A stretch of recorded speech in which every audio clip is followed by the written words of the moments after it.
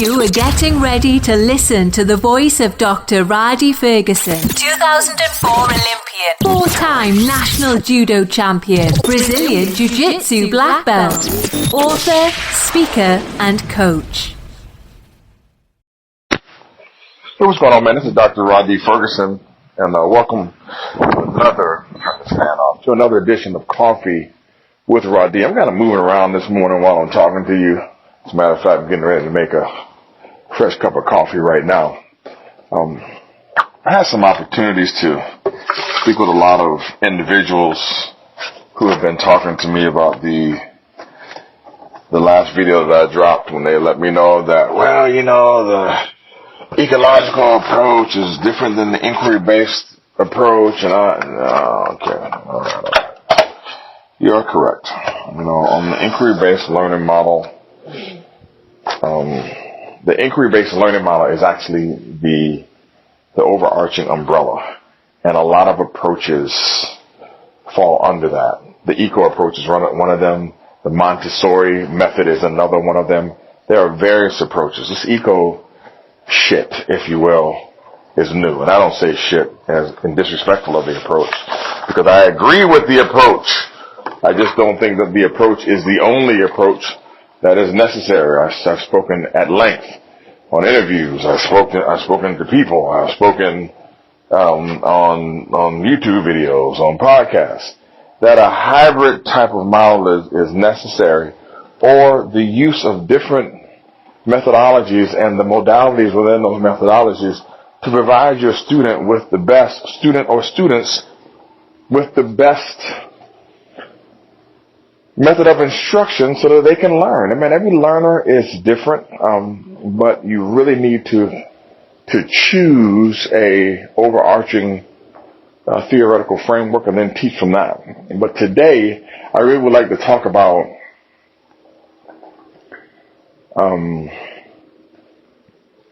inquiry-based learning and the emergence of the eco approach in martial arts, specifically in Brazilian Jiu-Jitsu. My coffee, as you can hear, is almost done. Absolutely fantastic. A lot of people want to know what I'm drinking, so man, I'm really on this new blend of coffee, some Arabica coffee. It's called Victor Allen's, and I purchased it off of Amazon. And they have a caramel macchiato flavored K-cup that I put in my Keurig that I really like. I'm not sure if I should be bigging these people up as I'm drinking this coffee when I'm having my coffee with Rhadi. I might need to call these individuals and see if they can sponsor one of these podcasts or two.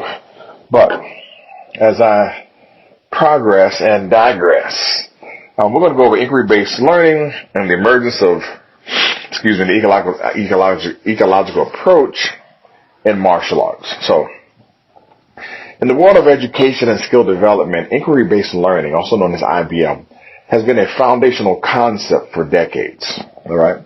Although it may seem revolutionary in some contexts, IBL traces its roots all the way back to the Montessori method, established over a century ago. And listen, I get a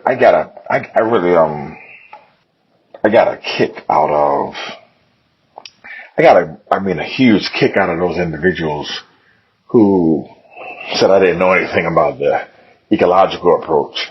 Now, I don't know the ins and outs of every method, but I do know when I hear an approach, I do know where the approach comes from, where it stems from, and under which conceptual framework umbrella it falls. I mean, I didn't get a PhD in education because they just, saw me outside and handed me one. I've actually studied education, studied teaching and learning, and also, methods of schooling, which are different than teaching and learning. And I'll say it before, while the inquiry-based method, man, while it's far from new, the ecological approach is relatively modern and has sparked some fresh debates on how to teach dynamically, how to teach dynamic skills, and how to teach adaptable skills. And when you look at the research, man, all the research for eco, man, is it's relatively new. You're not going to find any research on the ecological teaching approach in the 50s or 60s. You'll find some things on constraints, you'll find some things on affordances, but not directly on like eco coaching and teaching. No, not really. Most of the research was in the last 15, 20 years, really the last 10 to 12, that you really find it being very, very prominent. To understand how the eco approach fits within the IBL paradigm, we first need to break down the fundamental principles of IBL and explore how the ecological perspective offers a distinct yet complementary methodology. So let's go back for a moment. What is inquiry-based learning? All right, IBL. It's an educational philosophy that prioritizes exploration, problem solving, and critical thinking. Rather than simply receiving information from an instructor, learners take an active role in their education, seeking out answers and constructing understanding through hands-on experiences and question-driven discovery. So here's a brief history of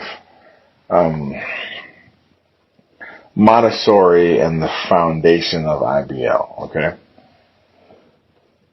And if you notice when I talk, I try not to drop a whole bunch of names and research. I mean, every once in a while, I'm a huge B.F. Skinner fan. Every once in a while, Skinner, I mentioned, excuse me, yawning, I got up early this morning. I mentioned the Montessori method,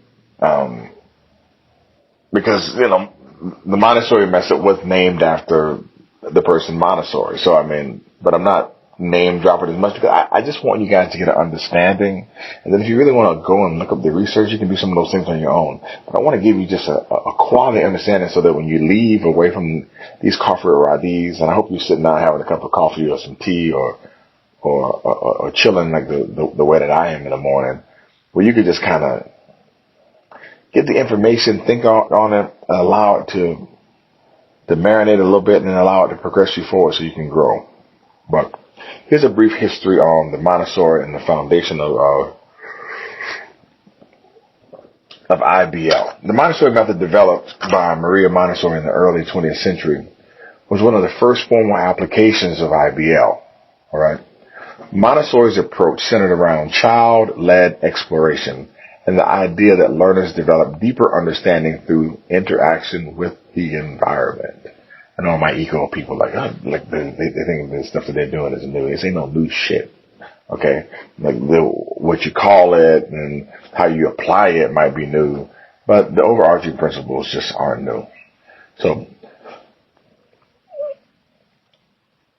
Ms. Montessori's approach, was a radical departure from the rigid lecture-based methods of her time.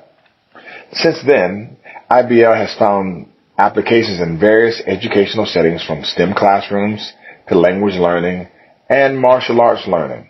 Its primary characteristics include 1, student autonomy. The learners take charge of their exploration. Number 2, critical thinking, encouraging problem solving and hypothesis testing. Number 3, hands-on engagement, learning by doing. Number 4, contextual understanding, applying knowledge of the environment to real-world scenarios. So the ecological approach, a modern evolution of IBL, is a specialized, more structured subset of IBL that focuses on how learners perceive and interact with the environment. It emerged from the field of ecological psychology and has been increasingly applied to sports training, particularly in the dynamic and high-pressure environments like combat sports. Here are the core principles of the eco approach. 1, perception-action coupling. Skills emerge through the continuous interaction between perception and movement. Number 2, affordances. Athletes learn to identify and act upon action possibilities presented by their environment. Number 3, what we call CLA, the constraints-led approach. Learning environments are designed with specific constraints to elicit adaptive behaviors through the implementation of tasks. Then you have contextual and dynamic learning. Realistic and competitive scenarios are crucial to developing robust skills. Now, let me do a little sidebar here. I'll talk to you. All these things are great for the acquisition of skill. Some will take the skill longer, some get there shorter. But there's no acquisition of expertise here. There's no acquisition of expertise here. You can become an expert at this, but the acquisition of expertise to become an expert at a thing, it just requires drilling for you to be an expert at a thing.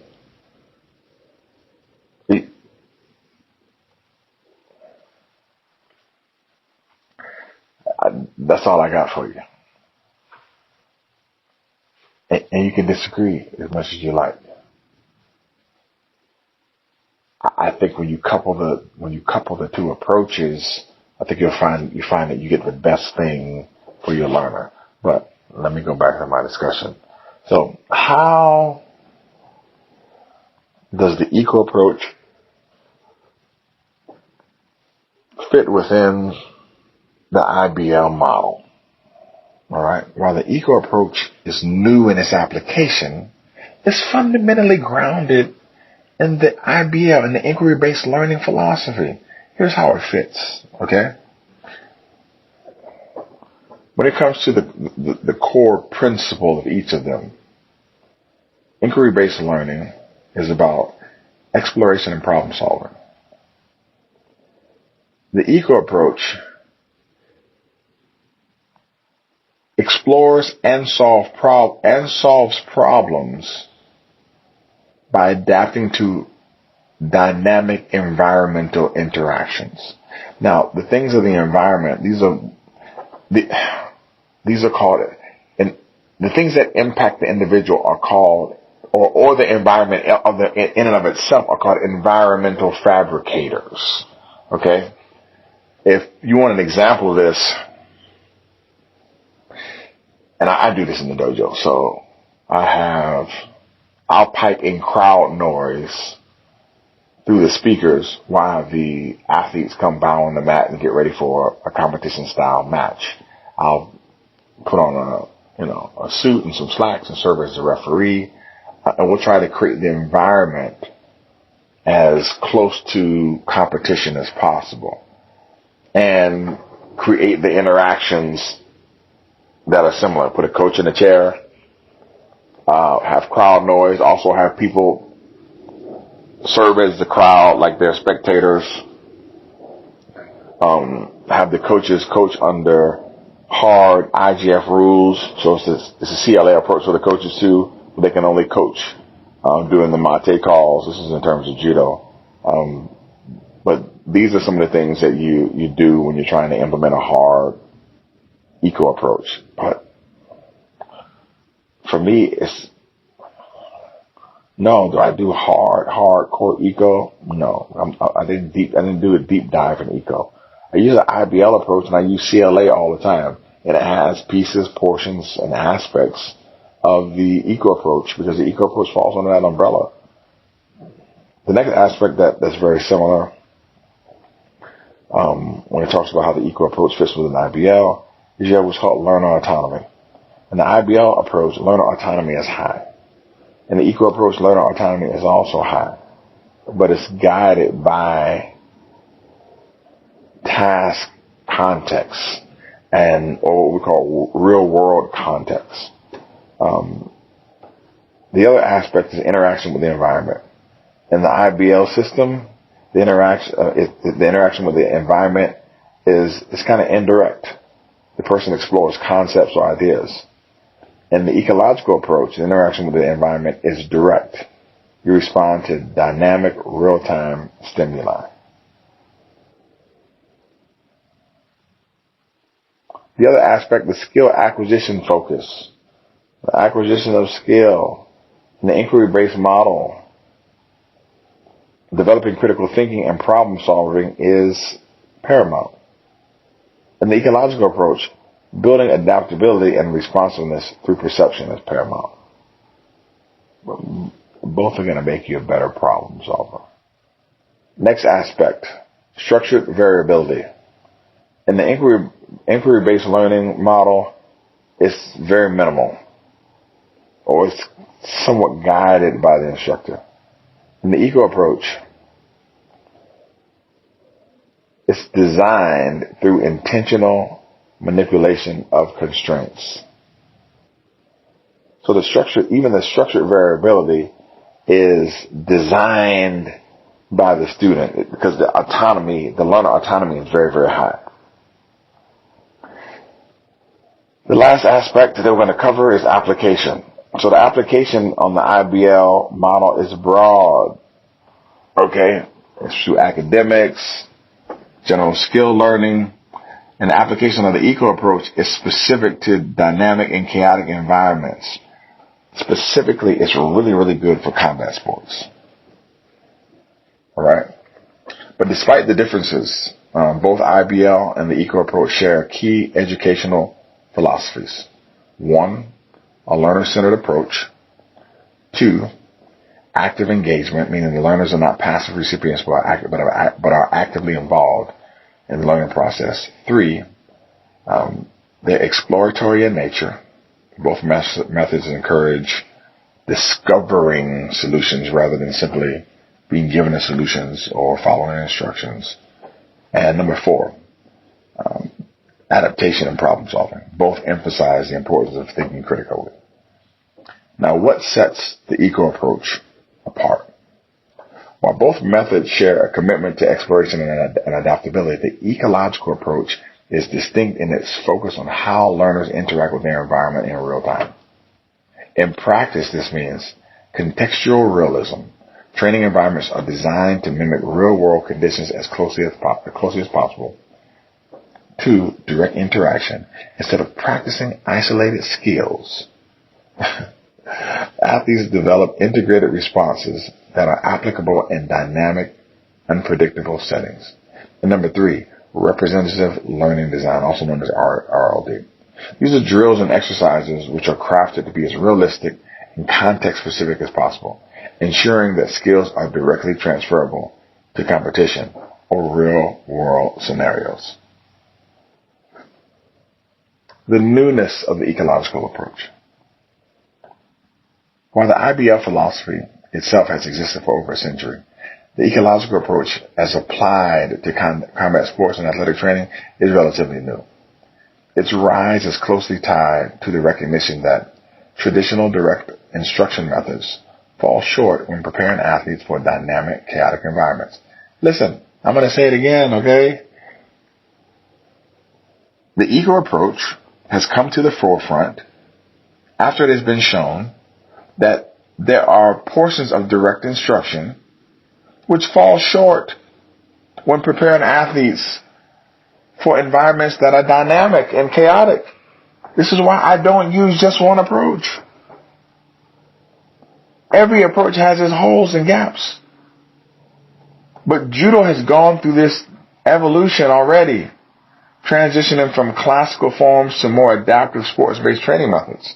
However, BJJ is now just experiencing this shift, with practitioners and coaches beginning to realize that rote drilling and technique memorization do not adequately prepare athletes. Listen, rote drilling and technique memorization in and of themselves, by themselves, do not adequately prepare athletes for the unpredictability of live competition.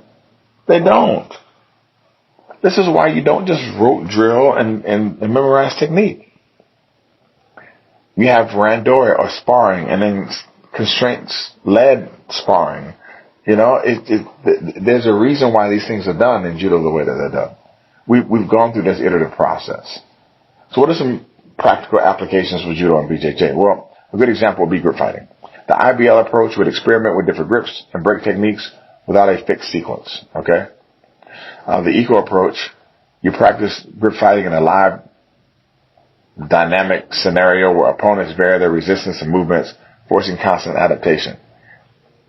I'm going to tell you why both of these approaches suck, okay, in this area.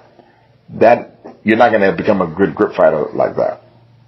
grip fighting requires some direct instruction before you go into the IBL approach or the eco approach, because otherwise you don't know what to do, or you're not going to figure that out.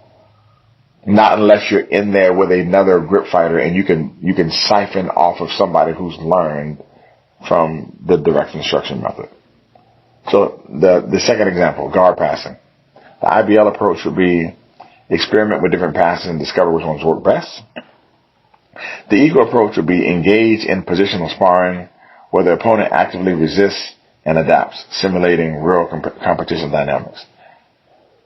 The IBL approach assumes that you've had some level of direct instruction, because hear this again, all right? In the IBL approach, you would experiment with different passes and discover which one works, which means you've already had some direct instruction. The eco approach, you don't have any direct instruction. They're going to put you in positions. You're going to do positional sparring. Your opponent is going to actively resist, and you will adapt to the simulated environment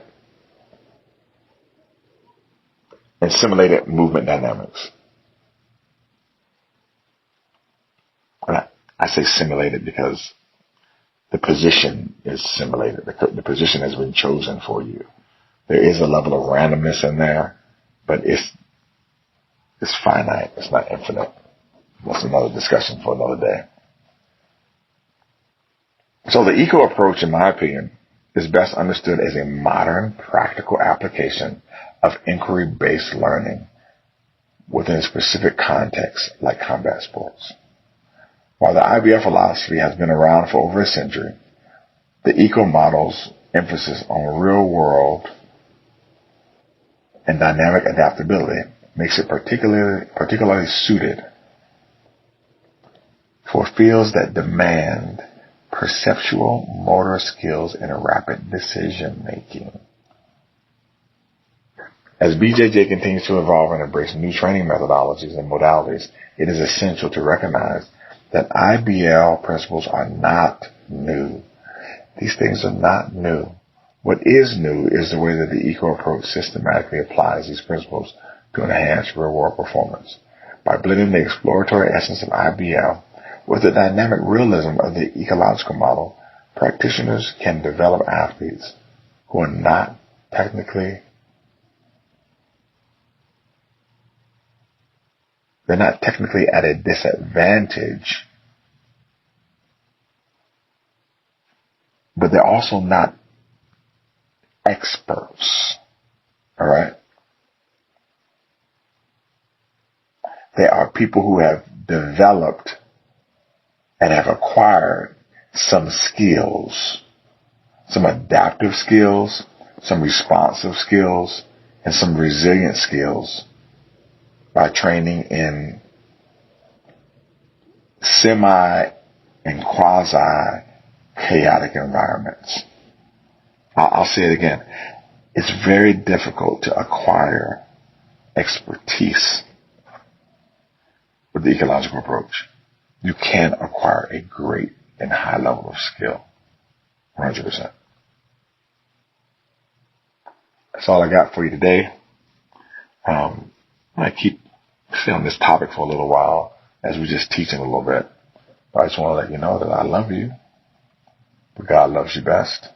And please do me a favor and go to www.judoislife.net and pick up my book, Judo is Life Today. Take it easy. You are getting ready to listen to the voice of Dr. Rhadi Ferguson, 2004 Olympian, 4-time national judo champion, Brazilian Jiu-Jitsu black belt, author, speaker, and coach.